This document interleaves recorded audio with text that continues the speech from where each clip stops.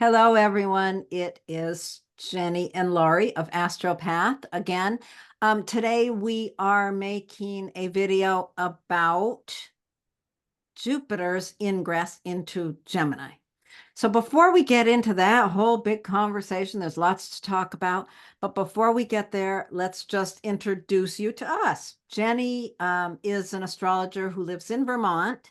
She has a website, which is Hidden Path Astrology. You can find that at hiddenpathastrology.com. She does all kinds of things, monthly meditation, that you can find here on YouTube, and teaching and consultations, and writes a blog and all the rest of it. And I am Laurie Farrington at lauriefarrington.com, and I do all those things as well, other than I don't do the meditation videos. So we each do have separate playlists here on YouTube where you can find some of our individual work as well.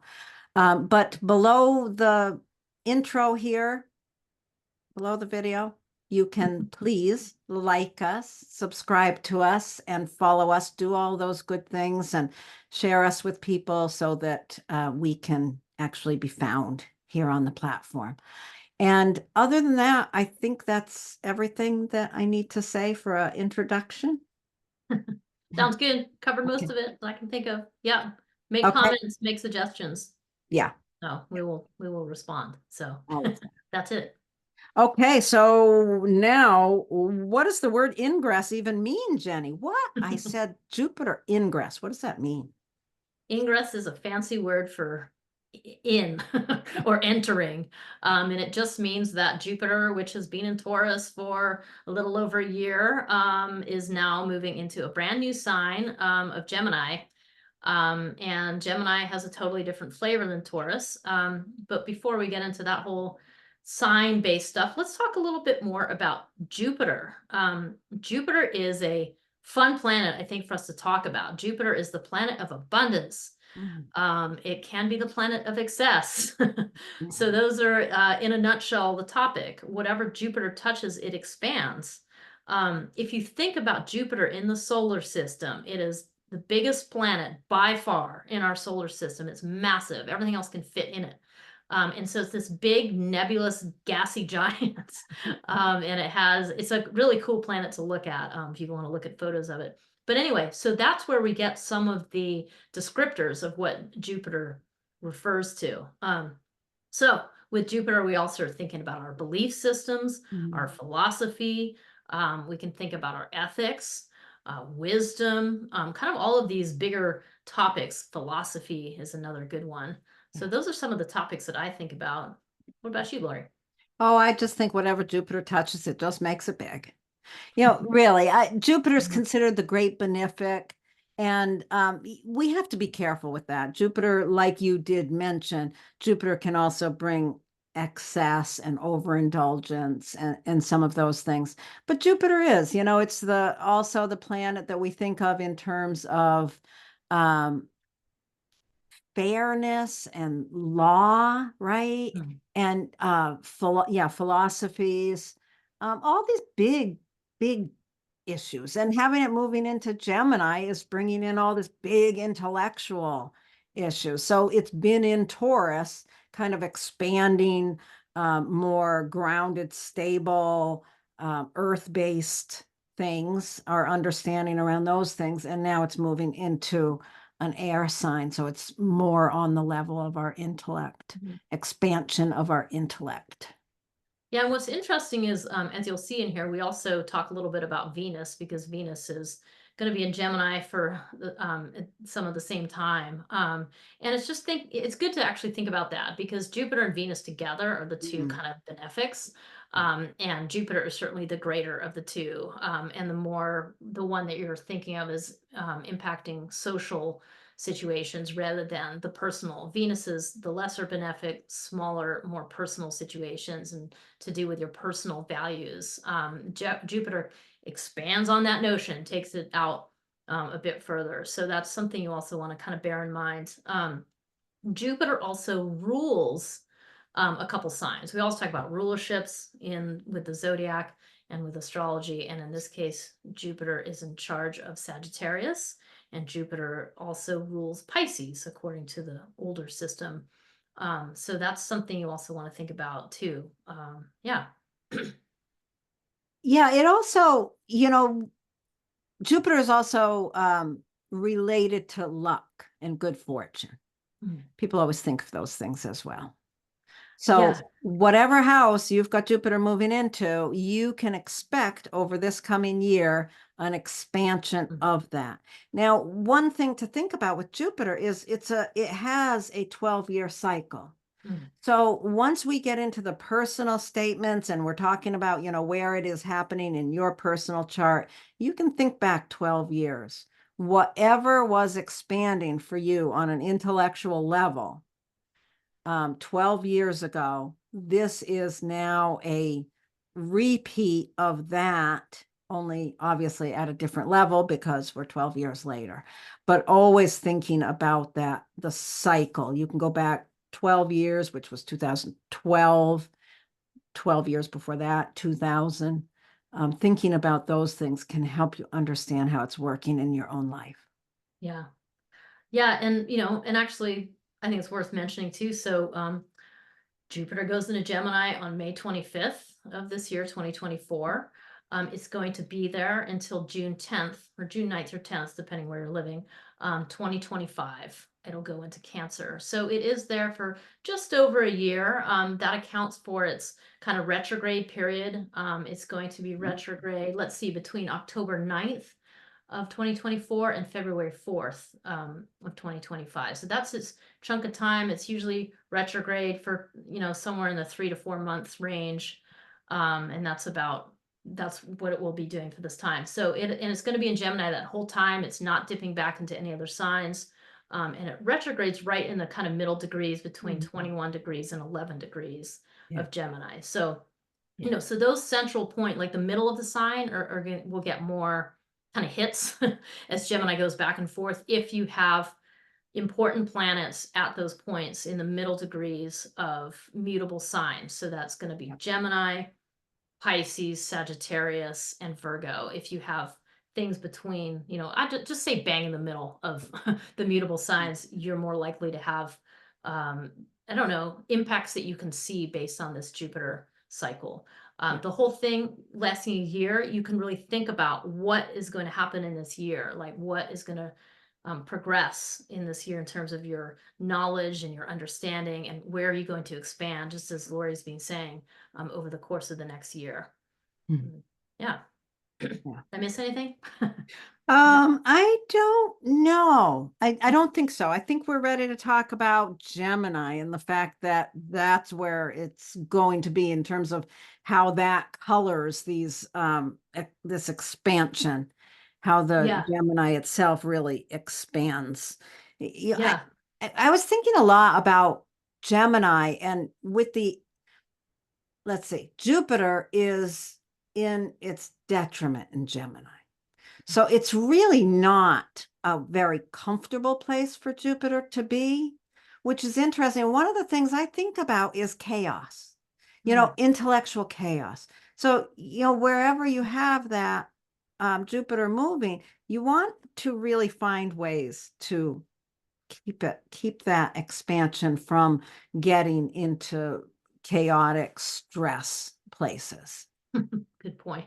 Yeah, it's interesting because I think when I think about it being in detriment in Gemini, I just think it's because Gemini is a Mercury thing, and Mercury and Gemini are like details and, little bits of information, a little sound bites, and like quick conversation, and pick up that package and drop it off over here quickly, packets of information. And Jupiter wants to expand on everything. So Jupiter's like, hold on, whoa, I want to talk about the philosophy behind these things.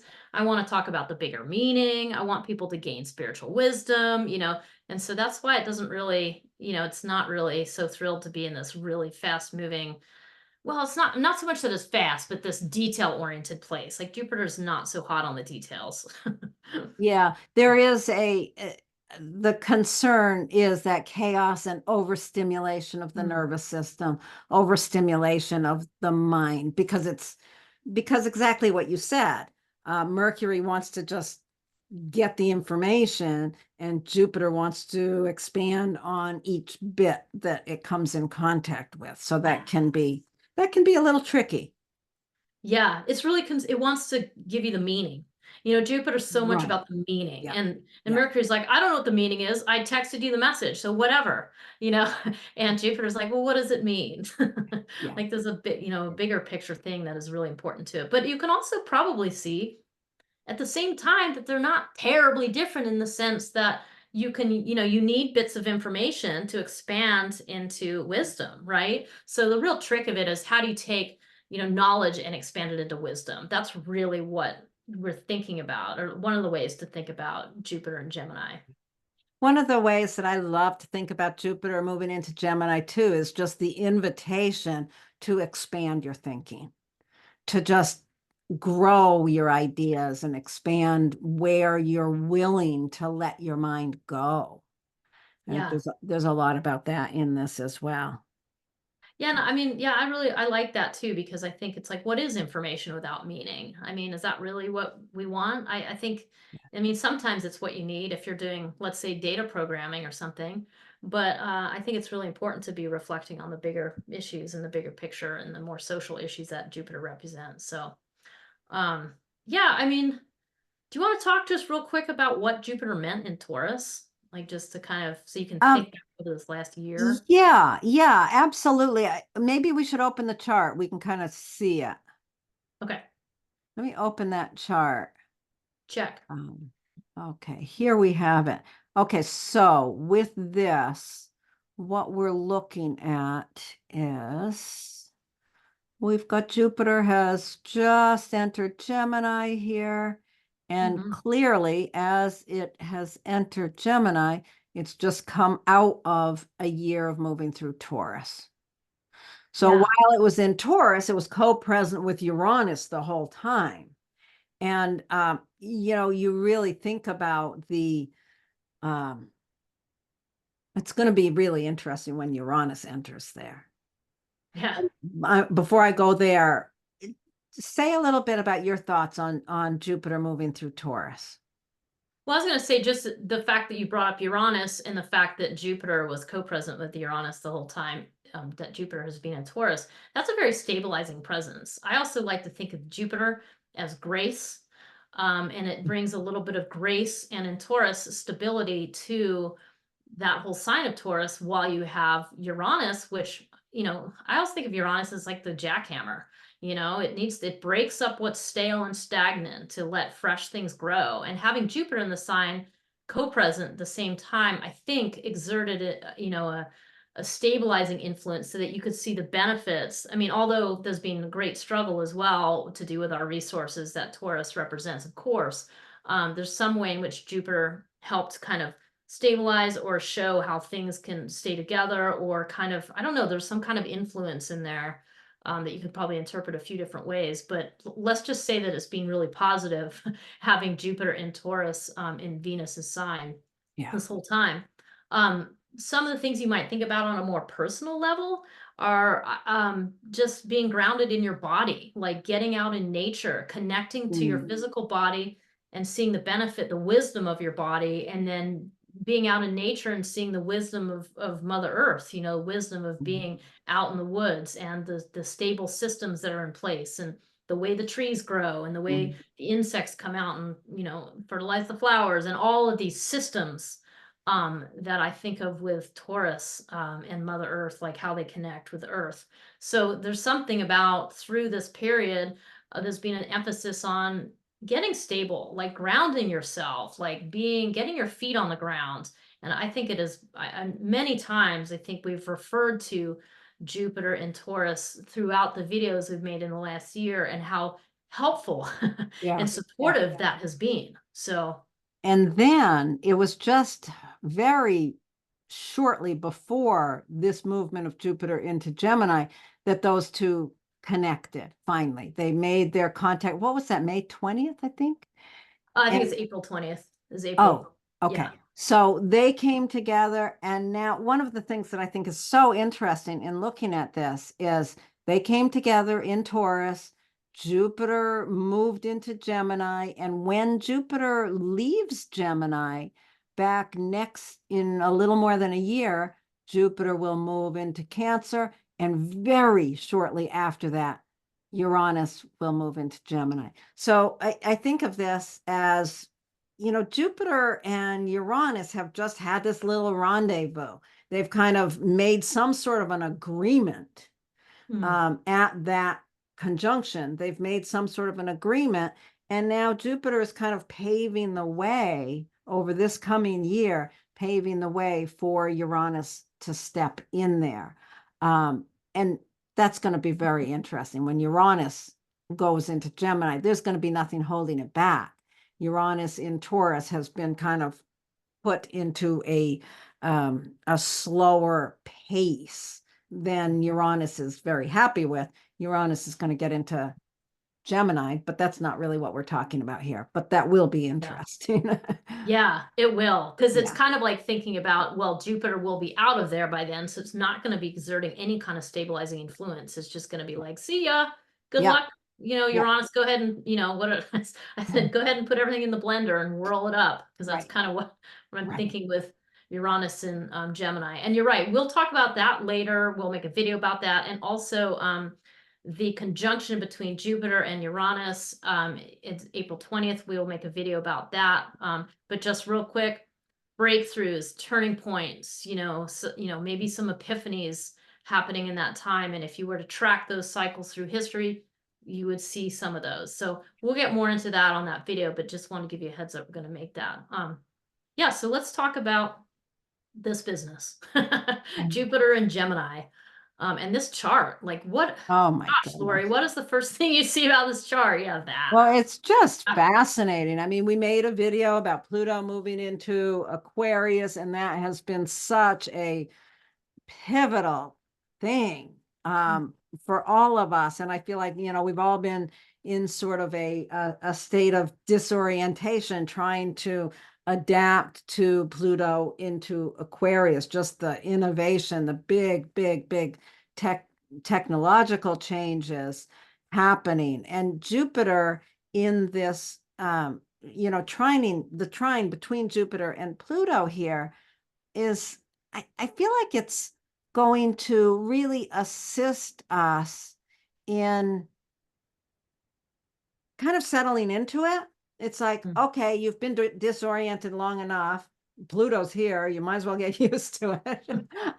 I feel like it's just kind of taking that disorientation and giving it a job to do, giving it a pathway forward. Like, okay, you're disoriented, but now we've got to expand our understanding of what that disorientation is. It's a beautiful trine aspect from Pluto to Jupiter, just free flow of empowered energy to this expansion of thought. Yeah. Yeah, and it's sort of like, the astrology of it is Jupiter is going to make big whatever Pluto has been working on. And certainly, you can probably reflect on this on a personal level, which is Lori's and my focus is the personal level. On a bigger level, I definitely think about the changes in technology that have happened, like with AI is a big one. There's other ones too, but that's kind of the main one that there's all a buzz about. That we know about. Yeah. So this is, it'll be interesting to see what's going on in May with AI or late May. Like it's likely that there's going to be something that comes about that's really obvious, some bigger switch or something that impacts us on a greater level, like through all of our social spheres, so we'll see. It'll be interesting to see what that is. And I'm not going to lie, a little nerve-wracking. I'm not a big techno person, so but whatever, it doesn't matter because it's happening and it's coming. So we all get to decide how we want to handle that. And that's why Lori and I like to talk about the more personal focus is like, how do you want to deal with this? Because you also get to receive this powerful trine in some place in your chart. And again, if you have anything at 0 degrees of an air sign, that's going to be super important. If you have other aspects, but that would be the big one. But if you have other aspects at play here, 0 degrees of, well, it's a couple different things, right? 0 degrees of Aries would receive a pretty big impact from this. Yeah. But anyway, take a look at your chart, bring your chart to this video and see where it's going to land in your chart. Yeah. One of the other things that's interesting going on, what we have to realize is this chart that we're looking at is the moment when Jupiter moves into Gemini. Jupiter will be there for a whole year. So we're not just talking about, this isn't like a full moon video where we're just talking about a week or two. We're talking about the whole year. Jupiter will be going through that sign. And one of the things that's just very interesting is the fact that Saturn and Jupiter conjuncted at 0 degrees Aquarius back in December of 2020. And now, during the course of this year, I think it's in August, Jupiter will be in a square pattern with Saturn. So there's some story there that this Jupiter going through Gemini is going to bring forth something that occurred back in late 2020 that now has to be contended with in a new way. Yeah, I really like that you bring that cycle into it, because that time you're talking about, which I believe was December 21st in 2020, right at the solstice, is kind of like, oh my God, it was that day. That was the beginning of the cycle between Jupiter and Saturn. And we have had an experience of this in its sextile format recently, kind of earlier in 2024 and later in 2023. Now we're coming up to the square. The square is going to place more insistence, more stress, more demand, that some kind of demand is met. And it's interesting thinking about Saturn in Pisces and Jupiter and Gemini. To me, the demand is about, you're going to have to deal with the emotional content, the feelings involved. It's not just going to be dry information that gets passed around. You've got to consider the consequences of the information that gets moved around on people's sensitivities, on their feelings, on their actual lives, on the things that Pisces can represent, like people suffering and struggling with. So it just puts this demand. You can't just get all involved in the information and forget about how it's going to impact people on an emotional level. You're going to have to look at both. So that's something that may play out in our personal lives more obviously. Yeah. That's interesting. There's one other thing that you said when we were talking before that I really like that you brought it up. And I think it came from Noel Till's teaching, the Jupiter-Pluto connection being about prominence. How would you think of that in relation to this trine connection between them? Well, I mean, I think so on the mundane level, this is a mundane chart of events happening in the world right now. I just think that no matter what, this is going to be something really visible that we're going to see that has to do with these big topics that Aquarius and Gemini represent, which is, humanitarianism, which is information, technology, and that sort of thing. In a personal chart, it kind of depends where it's going to land, like if it's going to land on personal points for you. But it is it is a moment to, kind of do something big, like to see a project you're working on or a relationship you're dealing with or something be elevated to a more prominent level where there's some kind of social status that has also changed from this connection, so, it's like when the relationship goes from a casual affair to a marriage, as a simple example. Right. Yeah. I think it's going to be really, really, very exciting for people who have these points really activated in their own chart. It can really bring in a lot of big change, prominence. Yeah. I love that word, prominence. I know, and that can mean lots of different things to different people. I mean, that can be your little tiny neighborhood or community, or it can be global. So, and anything in between. Yeah. Well, there's some other interesting things about this chart too, right? I mean, this chart to me is an incredible moment in time. And for a few different reasons. One of the other things I'd like to bring into the conversation is the presence of what's going on in Aries during this time. You will see Mars is at 19 degrees of Aries. That is the exact point of the solar eclipse that's happening on April 8th. Yep. So this is a reactivation of that point, which reads as a reactivation or some kind of enlivening of something that gets switched on April 8th, because eclipses are pivot points, Mhm. and it is very visible in the US. It's, right over where I live, it's going to be visible. So this is it's just an interesting moment of time to have that eclipse, which represents a pivot point, which is ruled by Mars, because Mars rules Aries. And now you have Mars at 19 degrees of Aries at the exact same point. So there's something really coming into view here that we will see the beginning rumblings of at the pivot point on the 8th.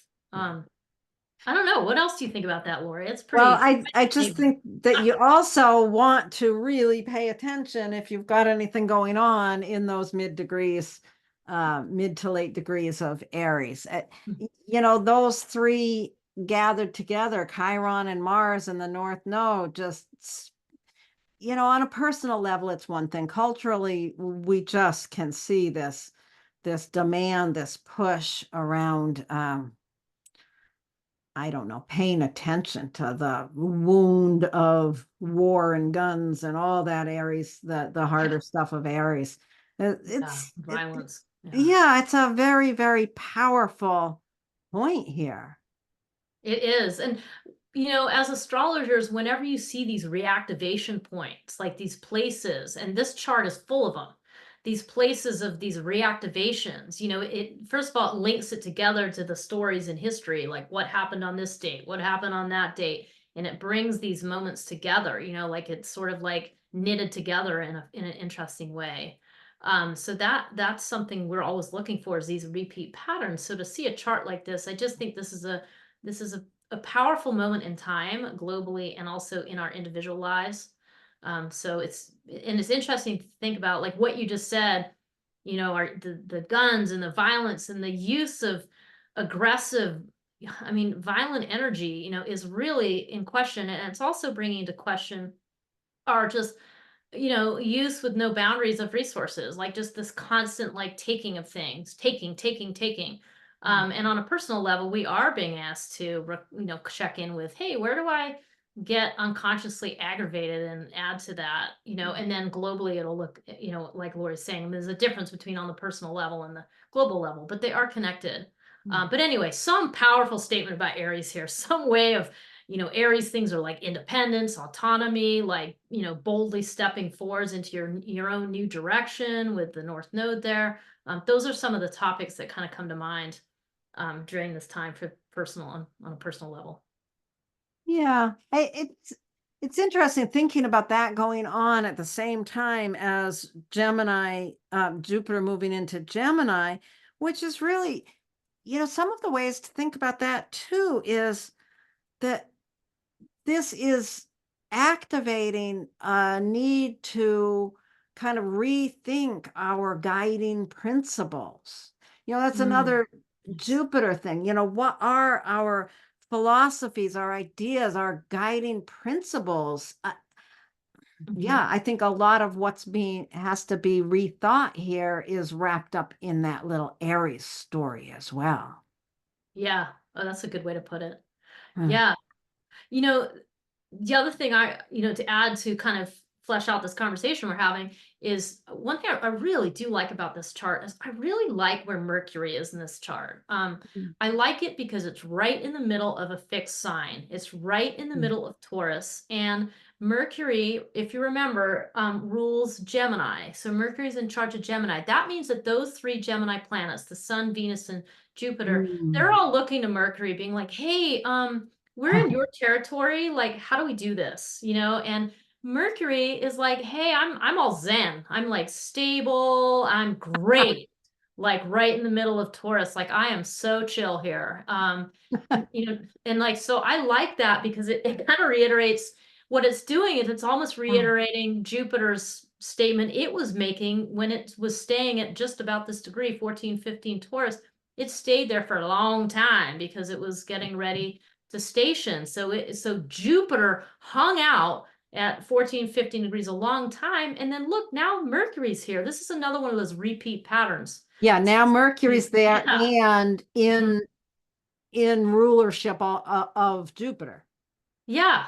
And kind of just saying, don't worry, calm down. Like, Yeah. get your roots, get your Right. feet under you. Oh, I Like, like I yeah. really like that. It's almost like, yeah, Mhm. Jupiter's all nervous saying, how do I do this? How do I do this? And Mercury's saying, well, remember how long you hung out here? Remember that. Yeah. Remember what you were gathering up within your philosophical understandings. Remember that, the importance of that calm spot. Yeah. So you got this. Yeah. It kind of has Yeah. that. Yeah. Yeah.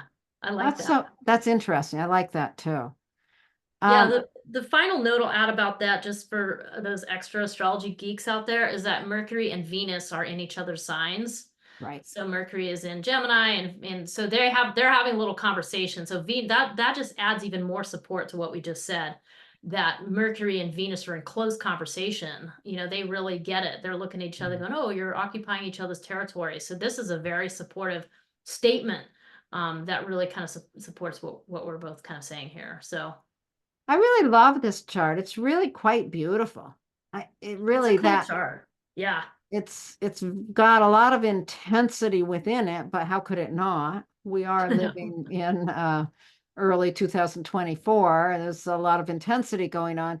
But it also there's just something so wonderful about that connection between the sun and Venus and Jupiter, and yeah, and the ruling planet Mercury being in a steady, stable place, and the power of Pluto feeding it, bringing prominence to that shiny spot.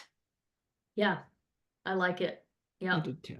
Okay. And great. And I think, by the time you'll see our other videos on Uranus and Jupiter, and also we're going to be making a full moon video right before this too. So that'll be interesting to see what's going on in that time. So Yeah, because there's a full moon just a few days before this. yeah, I think it's like 2 days. It's really close. Yeah, it's really Whenever the moon close. is in Sagittarius. So Yeah. yeah, that'll be an interesting time to talk about, and we'll be glad we made this video like to help us think about it. So Yeah, that's right. Okay, so moving into our individual impact part of our video, we are going to start out talking about folks who have Aries rising. So for those of you with Aries rising, people with Aries rising just kind of show up in the world with such kind of determination. They just kind of blast into the room. With Jupiter just moving into your third house, you're going to have a lot to talk about. You're going to have a lot to say. So Jupiter is stepping into that third house, expanding your ability to articulate your voice, what it is you need to communicate about. You think about that third house also, when I think about the third house, the first thing I think about is communication, but there's a lot more to it than that. There's, you can think about the third house as your relationships with your neighbors, your siblings, the people that you encounter in your immediate environment, your immediate neighborhood can be a big part of this. So this idea of expanding your voice within your immediate environment is a really nice way to think about it. And then with that Pluto having just quite recently moved into your 11th house, there's a lot that you're trying to figure out the big changes happening in the area of your community. So, this works beautifully together. We've got this expansion of our voice and the power of the community coming together. So are you bringing your voice to your community, or are you bringing the power of the community to support your voice? It goes both ways, but there's a real understanding here of how these big changes in your what it is you're thinking about and talking about, and how that relates to your ability to receive support from the larger community. Nice. Yeah. I think yeah, this is a great one. I like this one because I like how you said, Lori, you come blasting into the room as an Aries rising. Like, yep, I have people in mind. And that's right. And this having these two kind of air signs flanking your rising sign, like all this activity going on in Aquarius and Gemini, like that really is, it adds to that feeling of blasting into the room and, a person who's got something to say and an impact to make on the community. Both of these areas of life have to do with the way you socialize. They're both have to do with the kind of social impacts that you can have and how you, I mean, ultimately develop your social intelligence is what these are doing. So this is a really, yeah, like you said, this is a really lovely one. And I like how you use the keywords of like the expansion and the empowerment. That works really, really well together. What you want to also think about is this is a year-long process. You've got a year ahead of you with both Jupiter and Venus, or no, excuse me, just Jupiter, in your third house. So this is a whole year of expanding the way that you speak, your cognitive processes, like something that you want to learn. I mean, there's something here that you really can expand upon. Like you really have a gift here to offer, something to say that needs to get kind of delivered out into the community. So that's essentially what we're looking at. Yeah. I was thinking about, this powerful new perspective on community and what community can mean to you, and using that, what you're seeing there, as an invitation to open your mind, open your thinking, open your ability to speak up. That's Yeah. really lovely. I love this. This is great. So You you remind Aries me, rising people have lots to say. yeah, and you're reminding me, Lori, when we were talking about prepping this, it was that idea of like, well, maybe somebody you meet in your neighborhood hooks you up with a new community, and that empowers you. Or maybe you have a community and from your community, you find out somebody you need to learn something from, which is this third house thing. Or you find out that somebody lives next door to you and you got to work something out about something happening in your neighborhood. So just think about in those really concrete terms, the switch between those two. And I like how you had brought that into the conversation earlier. So Yeah, and another thing that I don't think we've said is Jupiter also can be like teachers. You might wake up and realize your neighbor could be a great teacher to you and open up doors to community. There's so many ways that this could play out, but really just keeping your mind open and this expansive thinking. Anyway. nice. Moving on to those who have Taurus rising.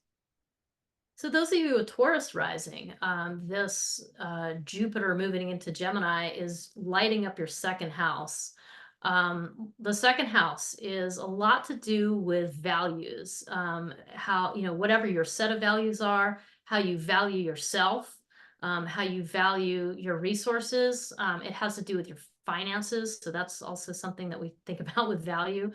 So that's what this is bringing the attention to. So there's some kind of expansion that Jupiter is representing that has to do with your resources. And again, this can be how you value yourself. So that's really what the kind of where the expansion is. Meanwhile, you have this source of empowerment that's happening up in your profession or wherever you show up most in public, like your social reputation.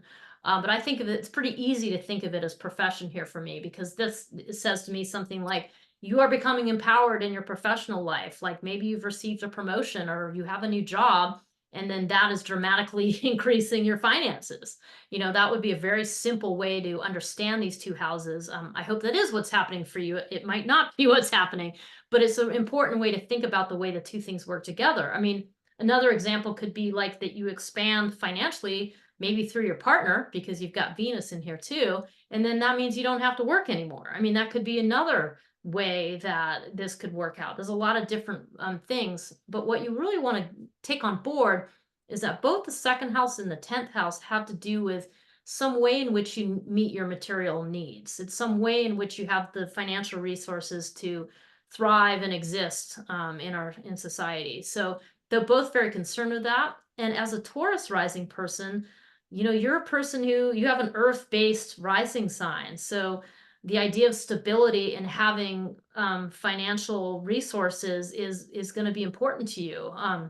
Or it may not be financial resources, it may be just feeling stable or some way of maintaining. That's really important as a Taurus rising person. So although this may feel kind of disruptive, like you're kind of shaking on into it, it ultimately is going to help you stabilize those resources. It's helping you expand and be empowered through these places. So that's kind of what I'm thinking here. Yeah, there's so many ways that these things can play out, and I think it's really important to keep our awareness on the fact that this is a full year process that's going on, with Jupiter going through your second house, for those of you with Taurus rising. And, as you were talking about it, I was thinking, well, Pluto going into the 10th house could also be your whole, what you thought was your career has just completely crumbled. And now you are in a position where you have to really get creative and open your mind to other possibilities to develop resources that will support you while you're making this massive change in your social reputation or your career. So, these things can go different ways, but the kind of guarantee here is, if you've got Taurus rising, there's a big interplay between the big, powerful changes happening in the outer world, career or reputation, that are really powerfully impacting this year-long process of expanding your understanding of what resources mean to you, and how resources connect and support your own self-worth. Yeah. Yeah, it's be interesting to see what comes about as a potent time. And yeah, you look at your own chart and then, consider what is true for you. What is the link between these two areas of your own life, and then make comments. Yeah, and if you've got Taurus rising, Pluto's just gone into your 10th house. By the time Jupiter goes into Gemini, you're pretty clear on what the big changes are that are coming along in your career, and you can kind of use this as a springboard to understand what it is you need to be thinking about. Okay, so let's move on to folks who have Gemini rising. So if you've got Gemini rising, this Jupiter is just moving right into your first house. So it's really beginning a year-long process of expanding how you show up in the world, how your personality, it's really expanding a development of your personality, how you show up in the world. That's interesting, isn't it? It's been going through your 12th house. It's been in a very quiet place, and now it kind of bursts into this exploration of who am I? Gemini, wherever Gemini is, we have so much curiosity. And when you've got Gemini rising, there's a lot of curiosity about yourself.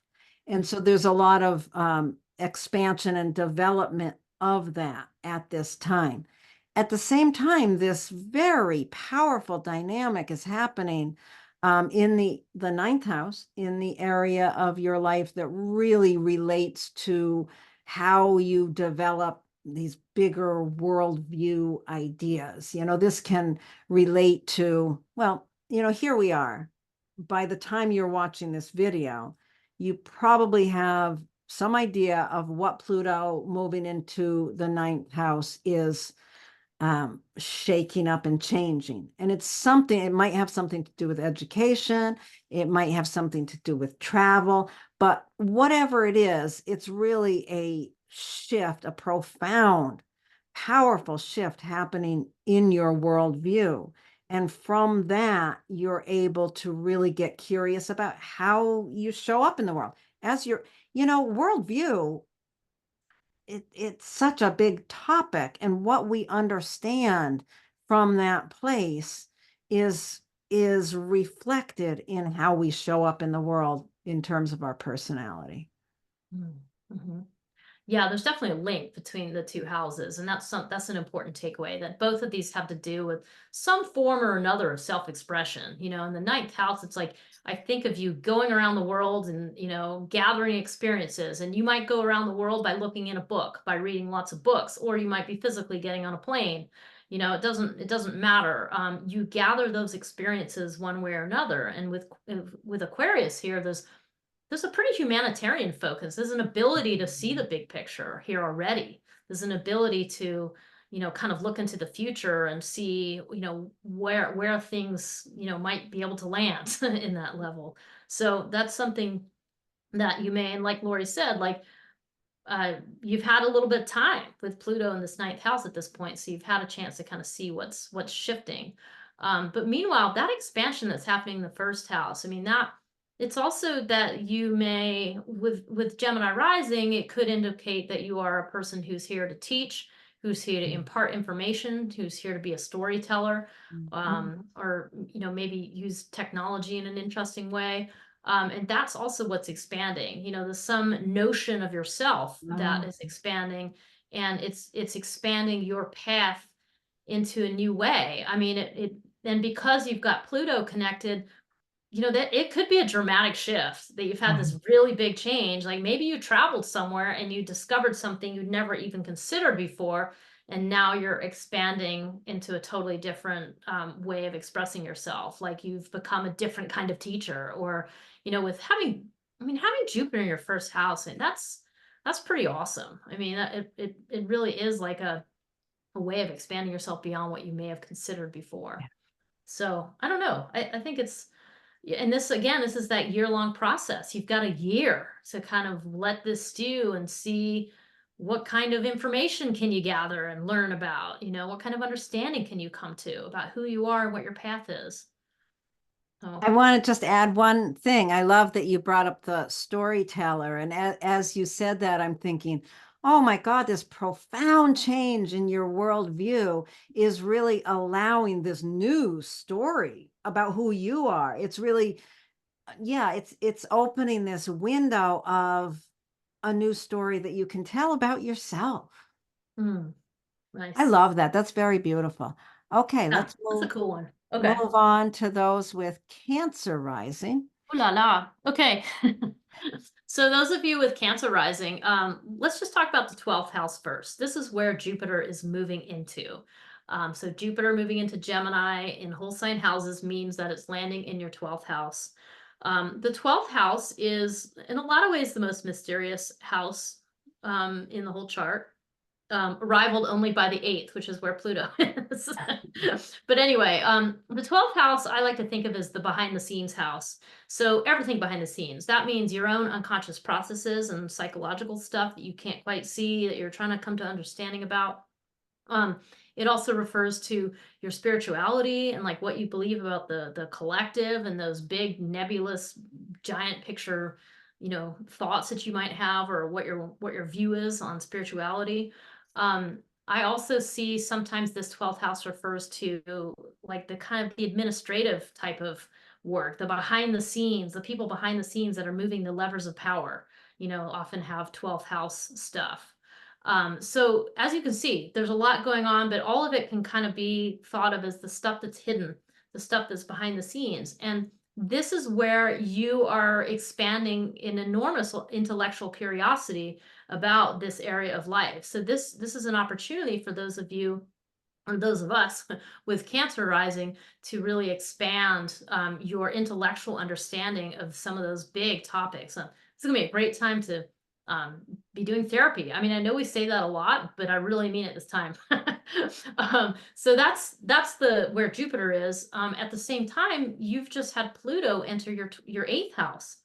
Now, the 8th house is that place where you have to contend with other people's stuff, other people's emotional baggage, other people's issues, other people's belief systems, and the things that they value. And so this is that place where, you're encountering people's stuff that's kind of also hidden.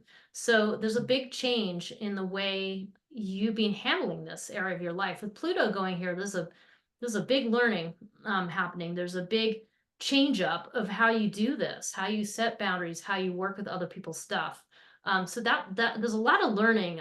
Both of these houses really have to do with, I like to think of them as the more intuitive places in our psyche, the more the deep emotional intuition that is underlying. So there's often, you often have to deal with some wounding, like to walk through the wounds in order to get to the really good information underneath.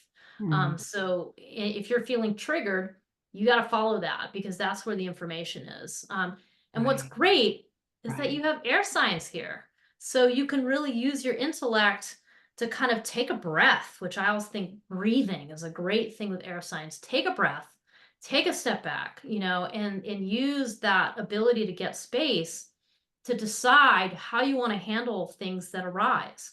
And that's where you can really become empowered through this trine of Pluto and Jupiter. If you're doing your own work on your own therapeutic stuff, you're just going to be empowered to be able to navigate these tricky waters with people, Right. and ultimately it's about finding your way through that. It's not about setting boundaries where you cut people out and you're done. Like that's not it at all. It's much more of an art than that. So those are some of the topics that might come about, and especially as a Cancer rising person, you're already, leading by water. You're a water-based person with Cancer rising. It depends, of course, on other stuff in your chart. But so you're already like tapping into those gut feelings, tapping into your instincts, and this is going to kind of increase that, and you're going to get to do it through a little more of an intellectual function, which is going to only be helpful rather Mhm. than getting all sucked into all of the deep emotions. So it's an interesting placement. It So is. As I'm looking at it, I'm just thinking about Pluto going into that eighth house and just, this big, huge shift around how you see other people's stuff. I would think as Pluto goes in there that your ability to see through other people's stuff becomes very prominent. And that ability to see other people's baggage, so to speak, kind of opens up this door for you to go in and do your own internal excavation and finding new ways to understand your own inner stuff. This is a very, very powerful one. yeah, this is a behind, and it's so behind the scenes.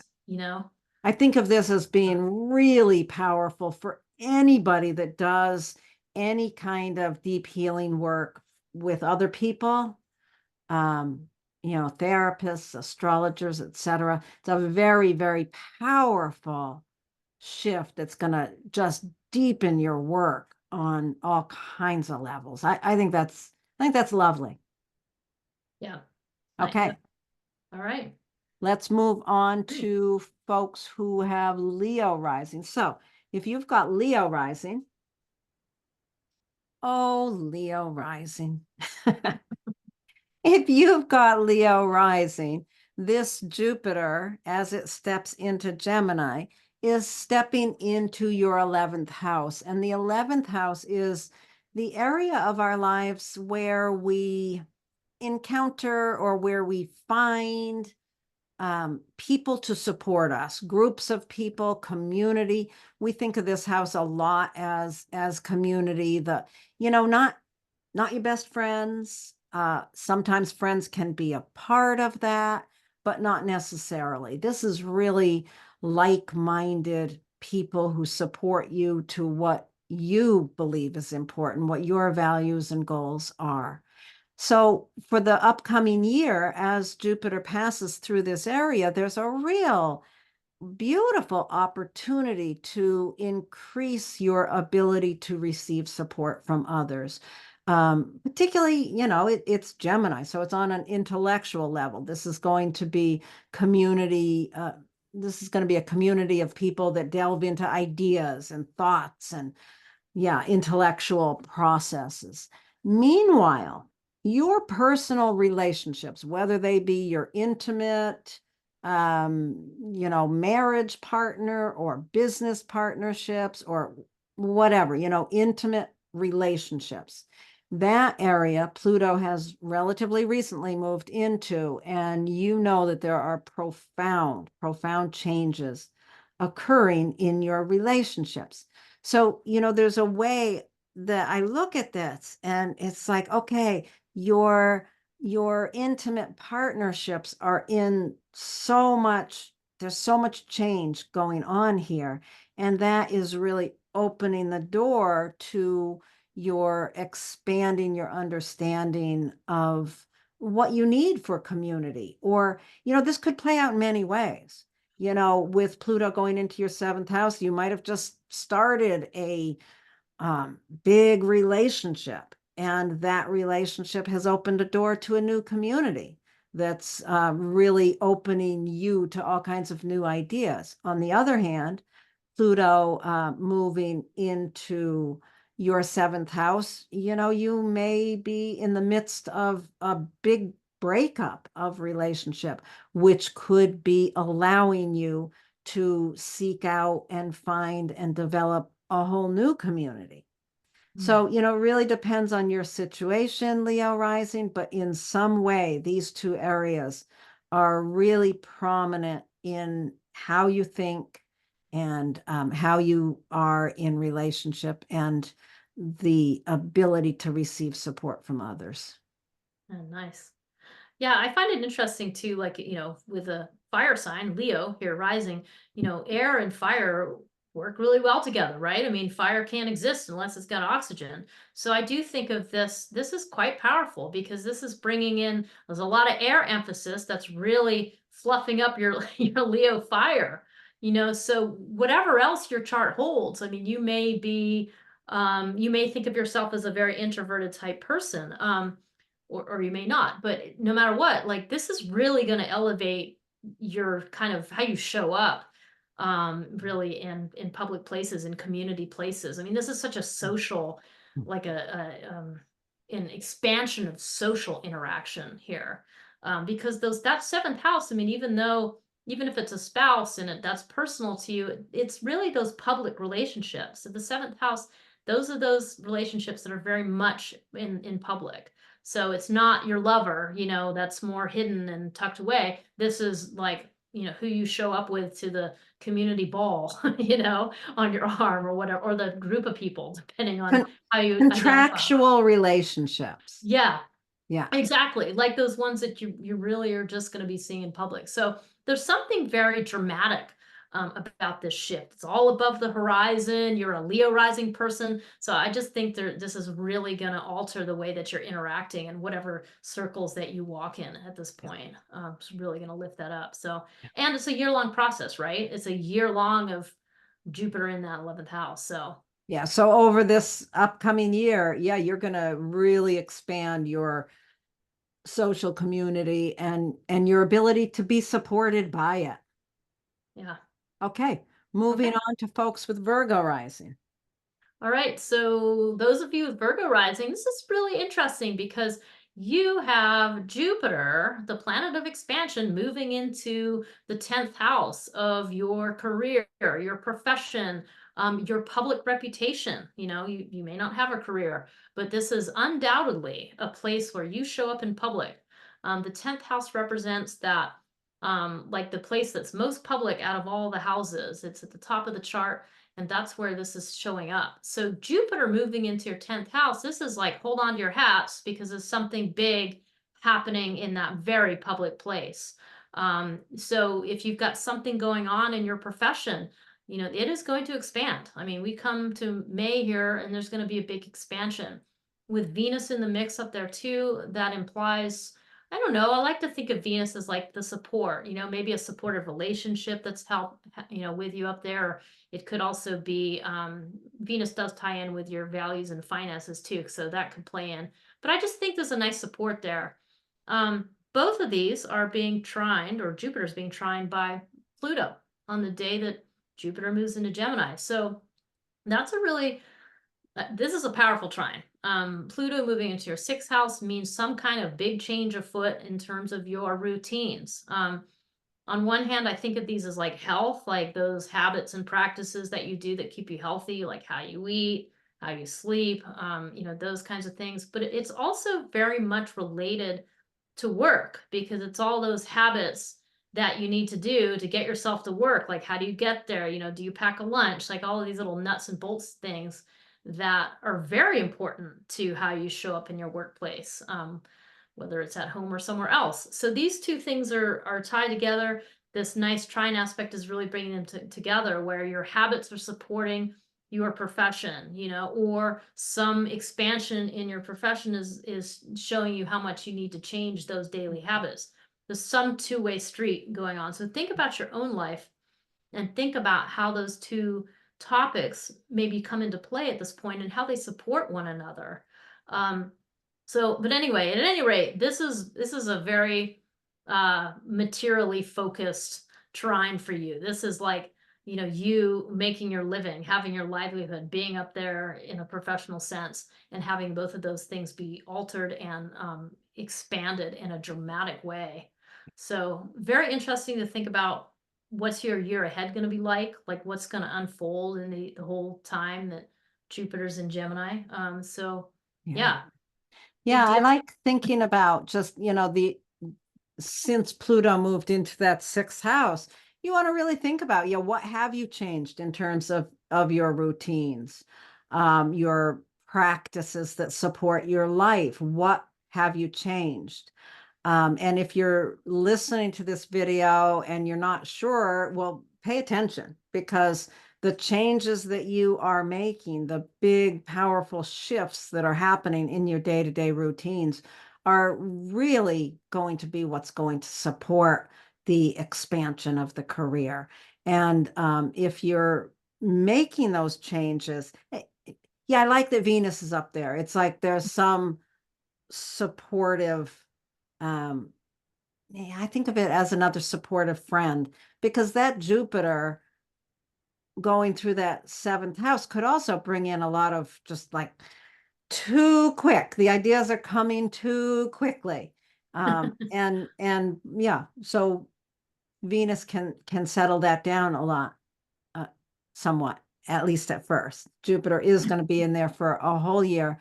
So you can expect that the upcoming year, as far as your career, your social reputation, there's going to be a lot of activity.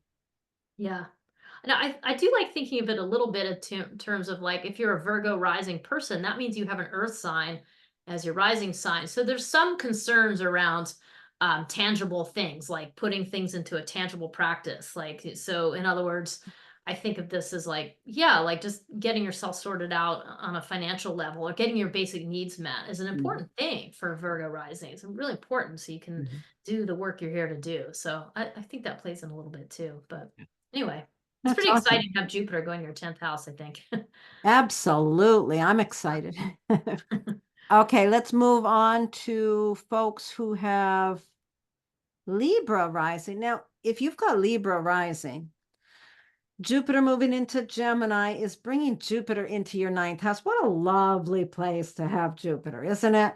It really, this suggests a year-long process of bringing, expanding your curiosity about the wider world. It's really, you may find yourself doing a lot of traveling this year, or a lot of, educational opportunities may be part of the process for you with Libra rising. But that area is what's expanding, the ninth house. So, like I said, it could be education, travel, it could be something about religion or politics. Maybe you're going to go into politics, watch out.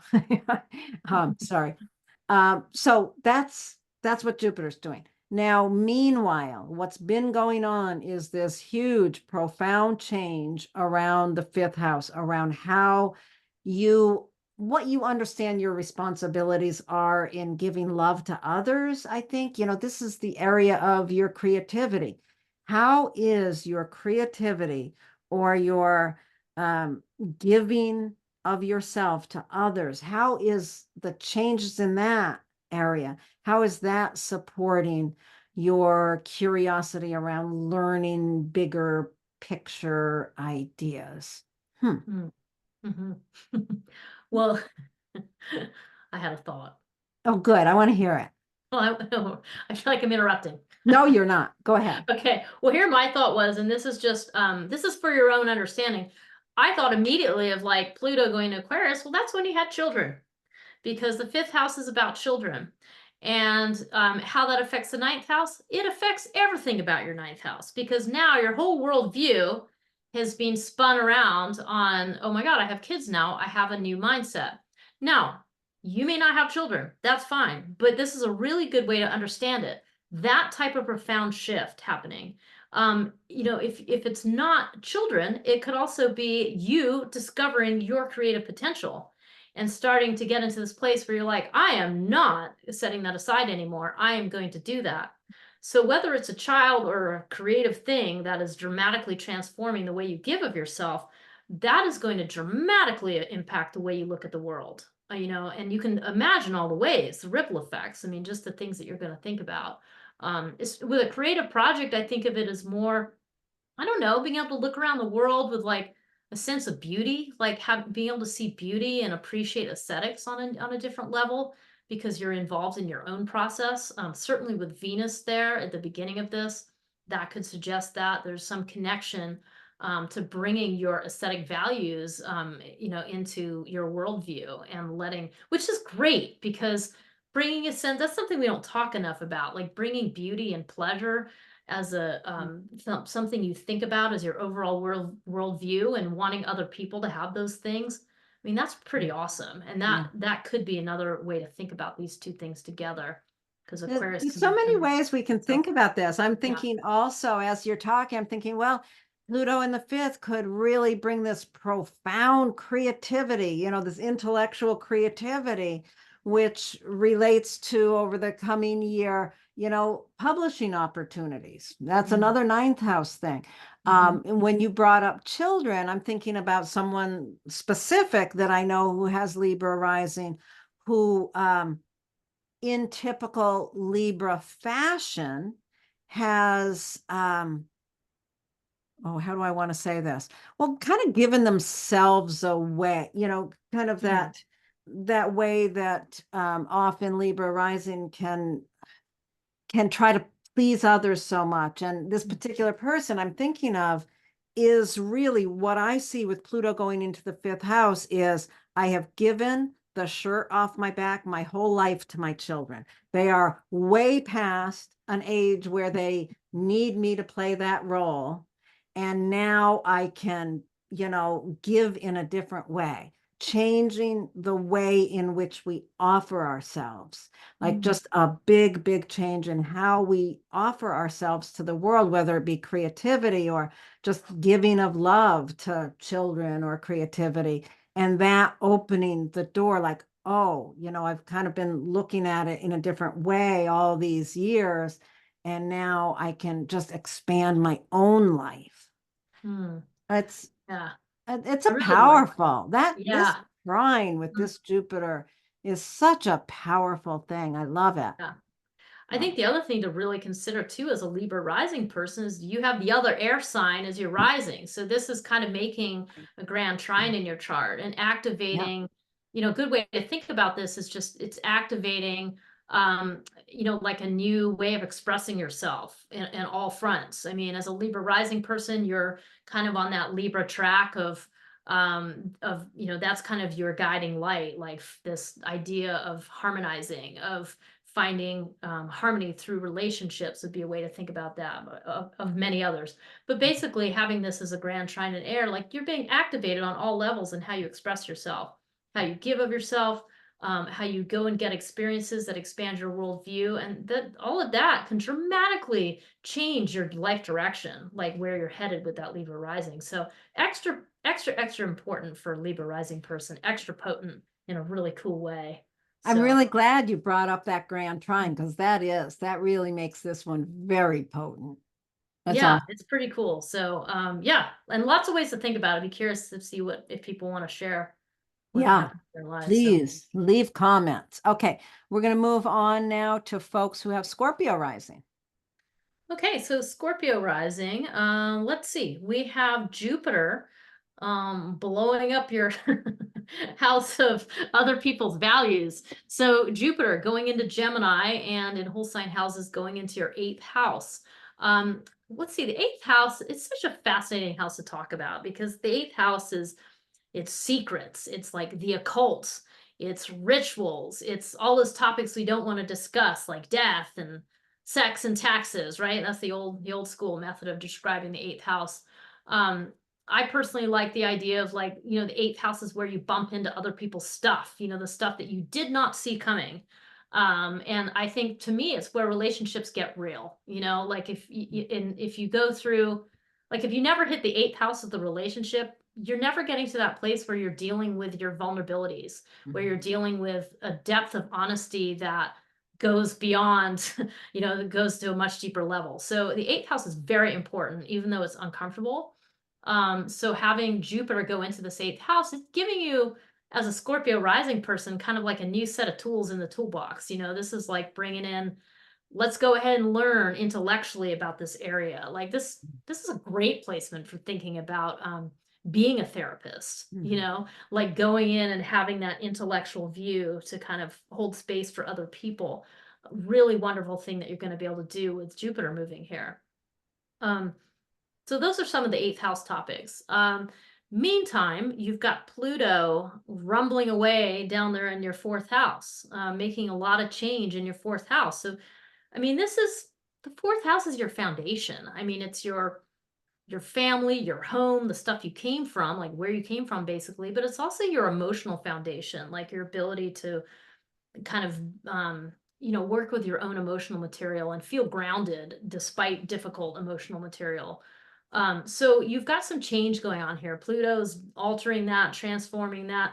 Also something that might be, you know, highly uncomfortable, but is definitely for your evolution. It's, you know, changing something that needs to be changed. It's something that's standing in the way of your evolution. So with these two planets, Jupiter and Pluto in these houses that are more about private and mystical things, there's a big change afoot for you, and it might not be obvious from the outside that these changes are happening. I mean, it could be because you could move to a whole different place with Pluto in the 4th house.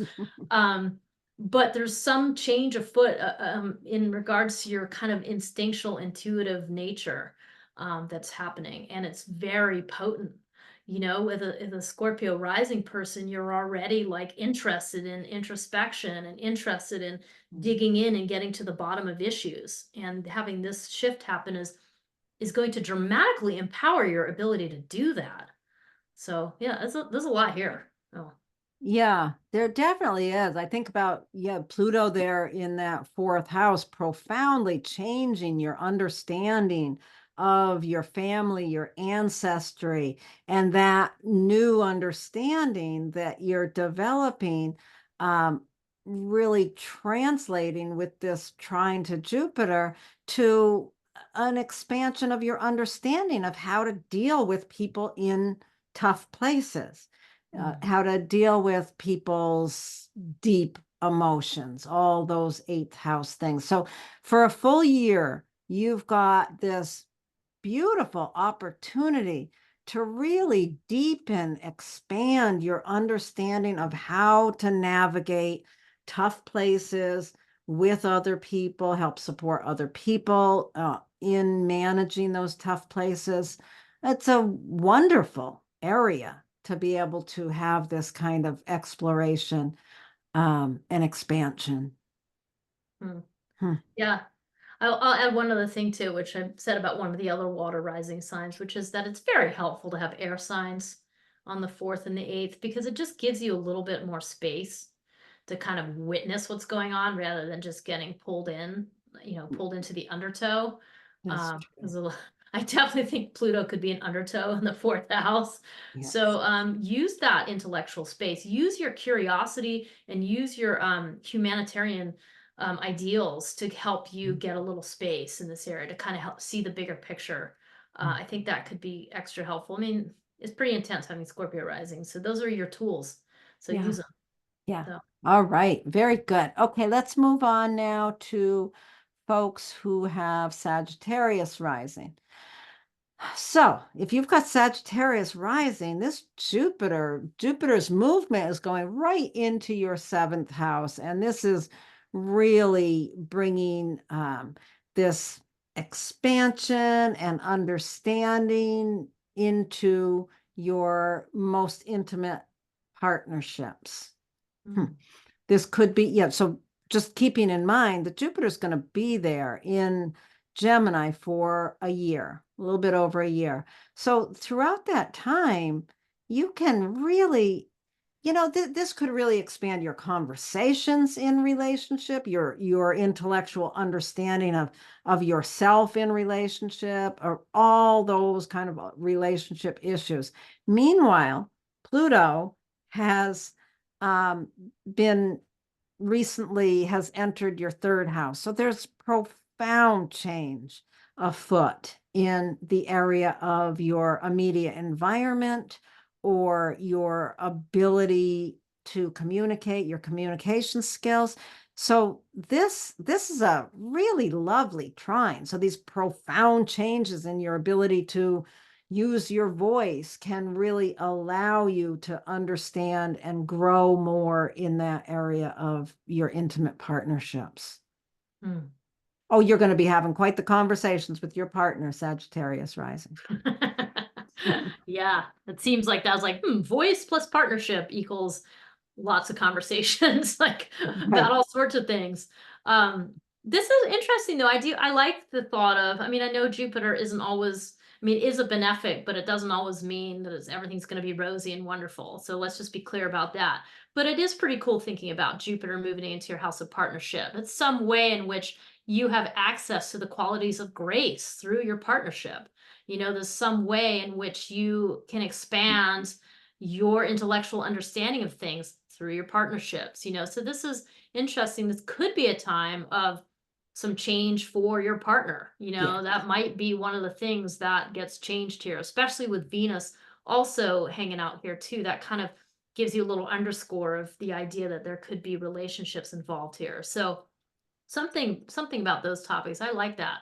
Yeah. Yeah, and I don't know, interesting thinking the 3rd house is like your neighborhood, your neighbors, that kind of local environment, and also kind of how you move around in that environment. So there's something, as you said, Laura, changes afoot in that area. But how is that impacting your partnership? How does your partnership impact, what's going on in your neighborhood? There's an interplay between these two areas of life, and it's going to land in all different ways. Whoever's listening to this, you're all going to have a different story about how this is landing. So your job is to kind of figure out what is the connection between these two? How are these working? What communications need to happen with all of these topics? And by the way, you also can think about your siblings in the 3rd house. There could be something, that you need to have a conversation with a sibling.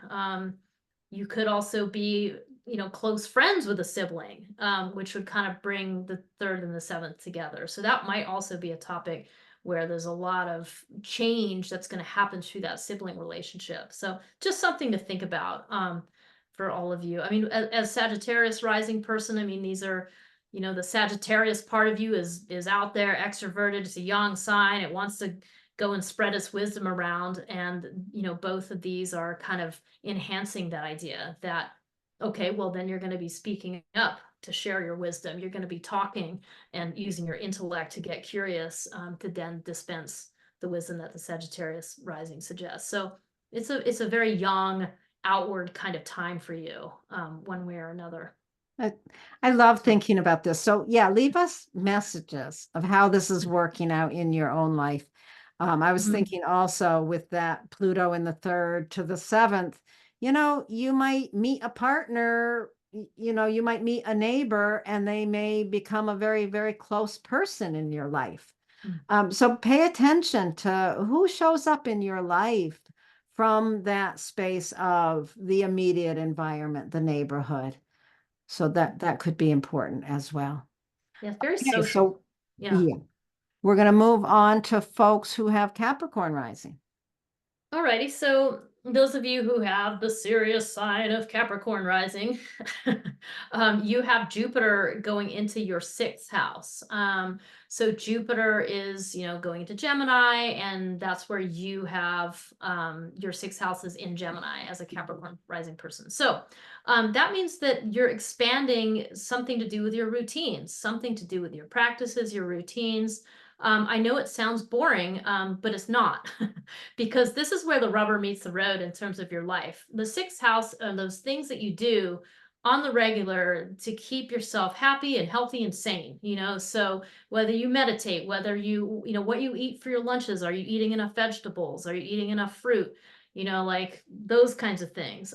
Sleep, huge topic. There's all sorts of material out there right now about sleep because it's very challenging doing these anxiety provoking times. So so that's another thing that you're going to want to think about in that sixth house. So this is a great time to, I don't know, try something new that you're curious about. Like maybe you want to pick up a new sport, or, maybe you want to just go ahead and try out some change in your eating, just don't go over the top because Jupiter also can take you into the land of excess.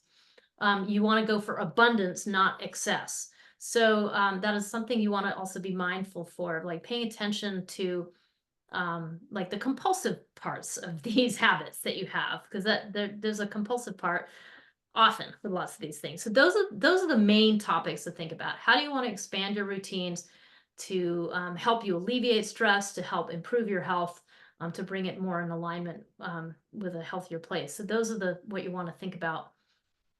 Meanwhile, Pluto, troublemaker Pluto, is in your second house. So there's some kind of big transformation that is happening here that has to do with your finances, that has to do with your values. It has to do with the way you value yourself.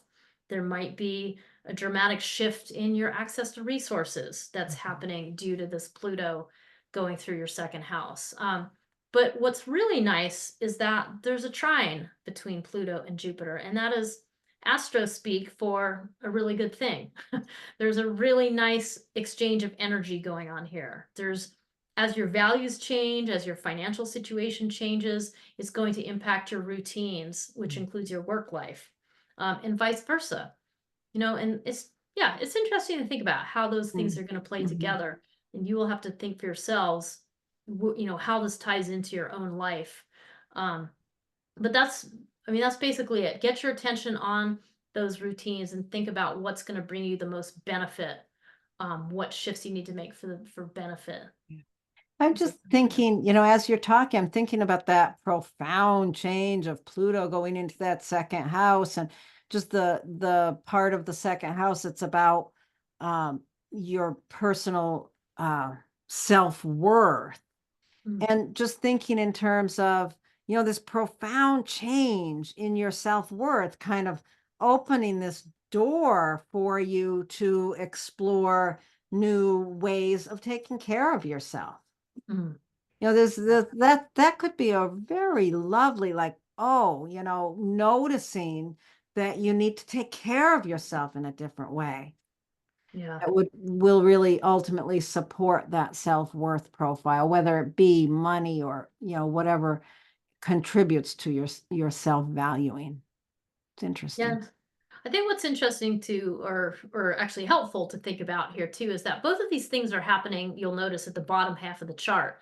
So that's a symbol for these are deeply internal processes. Even though there's clearly an outward impact at the sixth house, those routines, these are deeply internal processes that you need to work with. And as a Capricorn rising person, like you're showing up as an authority when you walk around, whether you know it or not, and this time period is going to give you a lot more clout in terms of your authority. Like you are going to show up with a greater ability to be an authority in whatever topics, because you're going through this, kind of process around your self-worth, and then this year-long process around shifting routines and work habits. So this is going to do nothing but give you street cred. So this is what I kind of think of, just generally speaking, it's a pretty internal process for Capricorn rising. So yeah.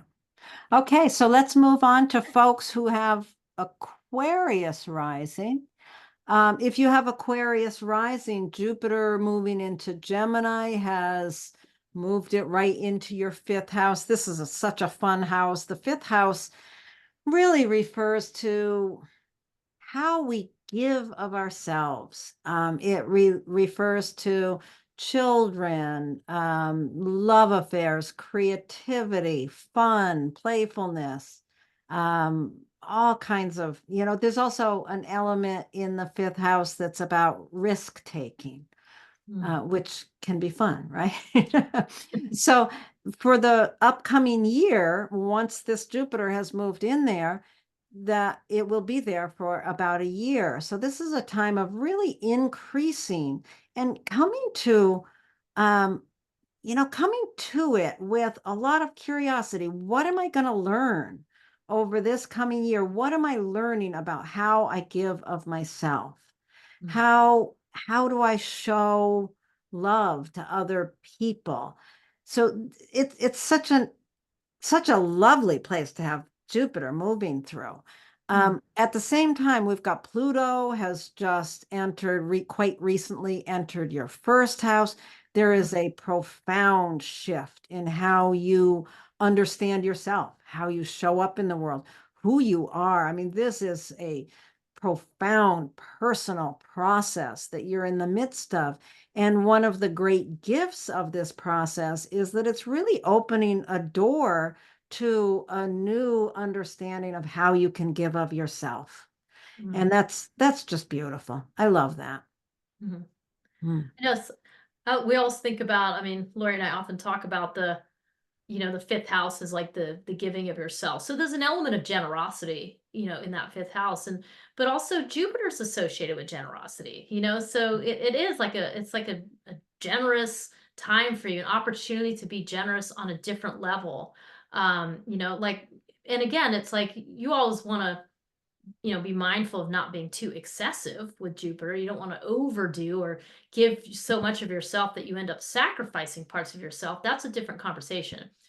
This is more like that generous abundance that you have and you can share with others. And with Gemini being there, I mean, this is, you share through your intellect, you share through your ideas, you share through the way you communicate. Like, your words are important. This is important way for how you share. And that's very much partly because you're an Aquarius rising person. So you have air signs, two different air signs on these two places where, you're really expressing yourself, so your words, your ideas, that mental space, your mental capacity are really what shows up, in the way that you share share yourself around the world. So, or not around the world, with other people. Maybe it is around the world. I don't know. It might be. Not on that, but yeah, both of these are to do with your self-expression is the bottom line here. And this big change afoot, and this is a pretty lovely opportunity. And you've got about, I think you already said this, but about a year of Jupiter being in that place. So, enjoy it, incorporate relationships. You've got Venus there too. So there's going to be some other supportive thing that comes into play here early on. So I was thinking also, one last little thought is, a creative, a new story you tell about yourself. Finding a way to expand on, giving yourself a new story with this Pluto having moved in there. You are really able to see yourself from a very different perspective. And then Jupiter going through here, it's like you can create a story, go on do a TED Talk about the changes you're going through. Okay. That's a great time for self-expression. I really hope you use it for that Aquarius rising. Great time for just a new way. I like that you brought that up, Lori. Yeah. Great. Oh, okay, let's move on to Pisces rising. Okay, so Pisces rising. Let's see. This Jupiter moving into Gemini business is happening in your fourth house. So this is really bringing in this big, expansive energy into the very roots of your life. So what are the roots of your life? Well, your home life, your family, the house that you go to. It could also be your lineage, the lineage that you came into this life. Those are all fourth house topics. So that's what Jupiter is expanding. There's some curiosity or something new you're learning. I mean, my mind goes to, wow, maybe you're learning something totally new about your lineage. You Yeah. just discovered that some relative has done a whole family tree, and you kind of start going, oh my goodness, I'm related to all these other people. So that would be a interesting way to think about this expansion. It might also be time to, maybe you're literally putting an add-on on your house. I mean, maybe your house is literally getting bigger. It can be that literal sometimes with astrology. But in either case, just you can really think of this as an expansion of your foundation, a wonderful opportunity to feel more rooted, and through the information that you're getting. So that's kind of where Jupiter's landing. Meanwhile, as we've talked about during Aquarius season, which was a few months ago, Pluto moved into your 12th house. So that's really a symbol for big change afoot in terms of those behind the scenes things. So I always think about this as like your unconscious or your subconscious issues that are going on behind the scenes that you can't quite see. It also implies maybe an opportunity to get a lot more comfortable with being alone, to allowing yourself time to retreat and restore. That would be another possible meaning for Pluto going into your 12th house. In either case, these are working together. They're in a trine aspect to some kind of beneficial handoff or exchange going on between these two energies in your chart. So there's some way that the information you're getting behind the scenes, the changing that's happening, let's say in your subconscious, is having a big effect on your family life. So let's say you're like, geez, I need some support. I'm going to get some therapy. Okay, well, that's going to have a big impact on what you do at home, how you talk to your family members, how grounded and stable you feel in your home life. Those are all going to be impacted by that. At the same time, this could work the other way, where you're getting feedback in your family life that sends you running off to therapy. That could totally be a thing. I'm sure lots of people listening to this can relate to families being difficult sometimes. So anyway, those are some possibilities. This is definitely landing in the more kind of emotional echelons of your life, the more intuitive, harder to describe areas of your life. The fourth house is very private, and the 12th house is kind of hard to explain because it's working with more of those collective and spiritual pieces. So something going on in that area of your life. So, or these areas, yeah. It's interesting. As you're talking about it, I'm just thinking in terms of, Pluto in that 12th house, like you may be really in a process of excavating your own unconscious psychological processes, which, it may enable you. You might be seeing things in there that you didn't know were there that are really allowing you to tell a new story about your family of origin. And like you said, you might be discovering, through DNA testing or whatever, which would certainly, I think DNA testing would be a 12th house thing in some ways. Yeah, I Uh, think so. yeah, finding Yeah. out what's really behind the scenes there. And, maybe you've done DNA testing and you discover you have a whole new family, you have a whole new story to tell about your family. This is an awesome opportunity to, yeah, reconnect maybe with family members, yeah, do an add-on to your house, move across Yeah. the ocean. There are changes afoot, but you've got a year-long process to really expand your understanding of what home and family means to you. Yeah, and one thing I would add to that too is just like also Jupiter is the great benefic, and it's bringing in a lot of positive energy. And I think this is a symbol for, working to be generous with your family members because things can be challenging sometimes, and this is and you kind of get used to each other or whatever. This is a good time just to remember like that sense of generosity that can be brought in with Jupiter, that sense of like, hey, let's think about let's work on the positive things. I mean, there's always negative things you can focus on too, but Jupiter gives you an opportunity to expand in a good way and think about it that way. So I don't know, just thought it could be helpful. Yeah, absolutely. I love this. Okay, Jenny, I think we are done.